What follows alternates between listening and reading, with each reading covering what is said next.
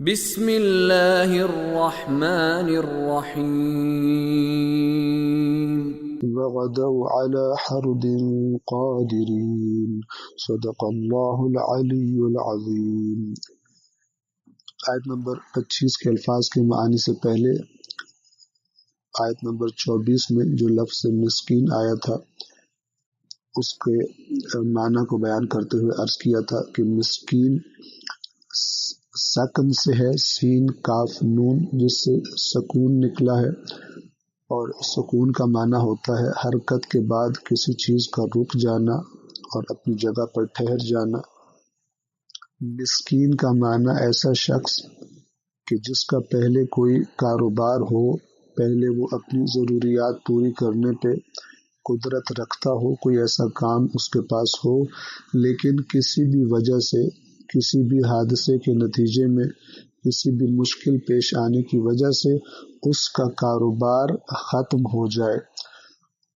اور اس کے پاس اپنی ضروریات پوری کرنے کے لیے کچھ نہ بچے، تو یہ ایسا ہی ہے کہ گویا پہلے حرکت میں تھا لیکن اب رک گیا، اس کا کاروبار زندگی رک گیا ہے، اس کا کام باقی نہیں رہا، مثال کے طور پہ اس کی نوکری باقی نہیں رہی، تو جو پہلے اس کا کاروبار زندگی حرکت میں تھا اب وہ رک گیا اور حالت سکون میں ہے۔ سکون یعنی رک جانا، ویسے تو ظاہر ہے مسکین جسے ہم اردو میں سکون کہتے ہیں یعنی آرام اور اطمینان، وہ مراد نہیں ہے، بلکہ حرکت میں تھا پہلے، اب ٹھہر گئی اس کی زندگی اور وہ اپنی ضروریات پوری کرنے پر قدرت نہیں رکھتا، ایسے شخص کو مسکین کہا جاتا ہے۔ آیت نمبر 25 کے الفاظ کے معنی کی طرف توجہ فرمائیں گے۔ پہلا حرف ہے واو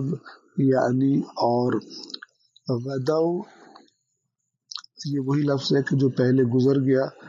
فرمایا تھا ان غدو علی حرثکم، صبح صبح اپنی کھیتی پر پہنچ جاؤ۔ وغدو یعنی اور وہ لوگ صبح ہی صبح، علی پر، ہر دن، ہا را اور دال حرد، اس کا معنی عربی زبان میں سختی کے ساتھ منع کر دینا، غضب کے ساتھ کسی کو منع کر دینا۔ قادرین قدرت سے نکلا ہے، اس کے بنیادی حروف ہیں قاف، دال اور را۔ لفظ قدرت جب انسان کے بارے میں استعمال کیا جائے تو اس کا معنی یہ ہوتا ہے کہ اس انسان کے پاس اتنی صلاحیت ہے کہ وہ یہ کام کر سکتا ہے۔ بس جب انسان کسی کام کرنے کی صلاحیت اپنے اندر رکھتا ہو، طاقت اپنے اندر رکھتا ہو، تو کہا جاتا ہے کہ اس کے اندر اس کام کو کرنے کی قدرت موجود ہے۔ لیکن جب لفظ قدرت اللہ تبارک و تعالی کے بارے میں استعمال کیا جائے تو اس کا معنی ہوتا ہے کہ خداوند عالم کوئی کام کرنے سے عاجز نہیں ہے، یعنی کوئی ایسا کام نہیں ہے کہ جو خداوند عالم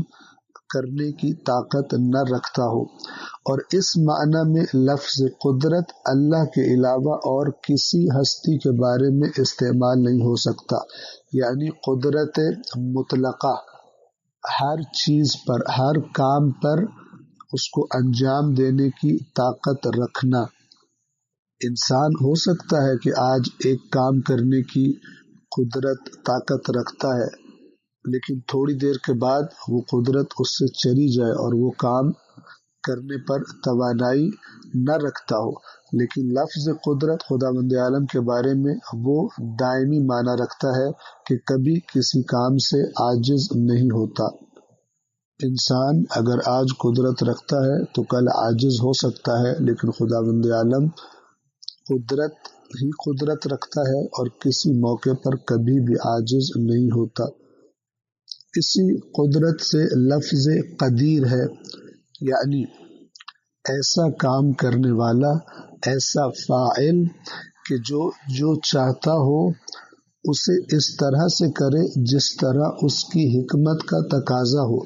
نہ اس سے ذرہ برابر کم اور نہ اس سے ذرہ برابر زائد، کسی کمی اور زیادتی کے بغیر جو اپنی حکمت کے تقاضے کے مطابق کوئی کام کر سکتا ہو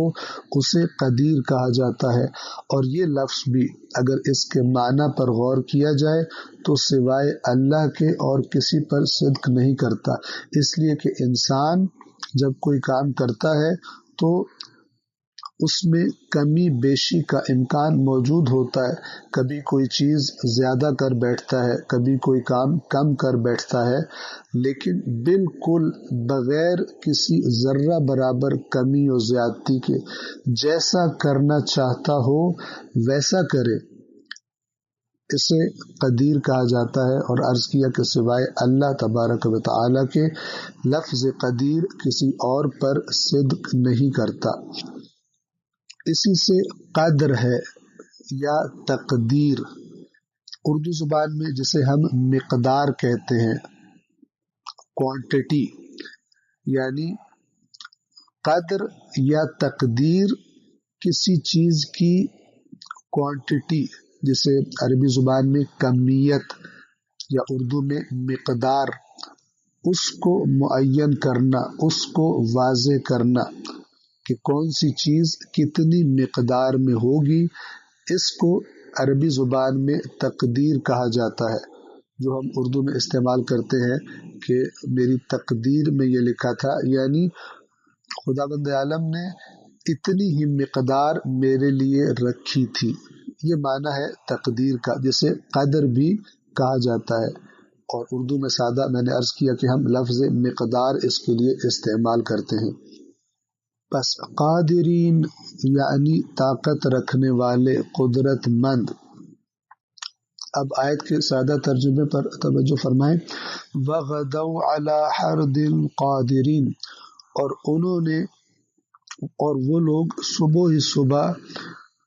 منع کرنے پر، مساکین کے باغ میں داخل ہونے کے منع کرنے پر قدرت مند تھے، یعنی اس حال میں تھے کہ اپنے آپ کو قدرت مند سمجھ رہے تھے۔ یہاں پر قرآن کریم نے وہی لفظ کہ جو انہوں نے استعمال کیا تھا کہ صبح ہی صبح پہنچو اور سختی سے منع کرو، کوئی مسکین تمہارے پاس نہ آنے پائے، تو گویا قرآن ان کی اس حالت پر طنز کر رہا ہے کہ انہوں نے جیسے کہا تھا بالکل اسی طرح صبح ہی صبح پہنچ بھی گئے، پہنچنے والے بھی تھے، اور لوگوں کو، مساکین کو منع کرنے کی قدرت بھی ان میں تھی۔ کیا مراد ہے؟ یعنی ان کا گمان یہ تھا اور پکا یقین تھا ان کو کہ ہم یہ کام کر لیں گے، لیکن جیسے اگلی آیات میں بیان کیا جائے گا کہ یہ دونوں گمان ان کے غلط ہو گئے، اور ان پر بالکل واضح ہو گیا کہ اصلی قدرت وہ خداوند عالم کی ذات ہے، اور انسان اصلی قدرت مند نہیں ہے۔ انسان سمجھ رہا ہوتا ہے کہ میں یہ کام بس بالکل کرنے والا ہوں، لیکن عین موقع پر خداوند عالم اسے اس سے محروم کر دیتا ہے۔ السلام علیکم ورحمۃ اللہ وبرکاتہ۔